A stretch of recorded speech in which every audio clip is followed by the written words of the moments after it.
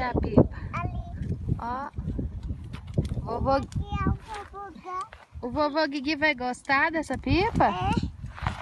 Ela vai falar, pipa. Você é de Minion, pipa? É. Será que o vovô sabe o que é um Minion? É. Você explica pra ele, viu? Tá. Luca quer segurar a pipa? Não. Por quê? Porque ela tá tão forte que tá levando o Luca pro céu, né, Luca? É. Olha lá.